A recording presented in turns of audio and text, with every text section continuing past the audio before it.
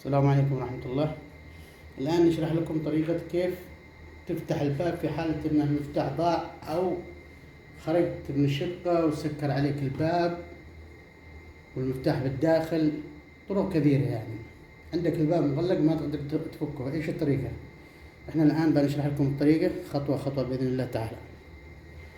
أولا نفك الكالون، نفك اليد هذه،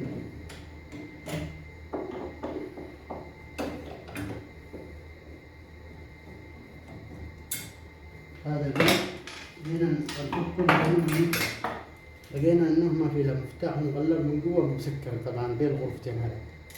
فتجيب كماشة بالشكل هذا، تمسك القلب من هنا بالشكل هذا، تكسر كذا، شوف خلاص. بعدها طلع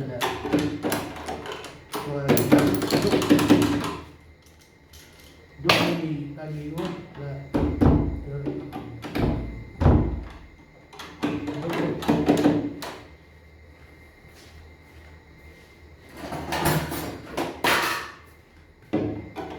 بالشكل ده،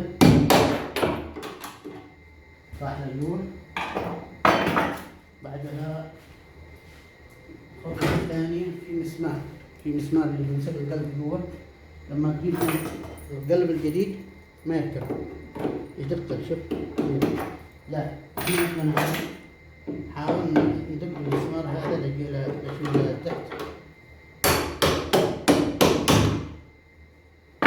بعدها تجيب قلب جديد تشكله بالشكل هذا،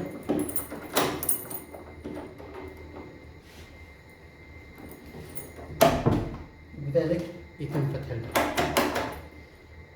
والسلام عليكم ورحمة الله وبركاته.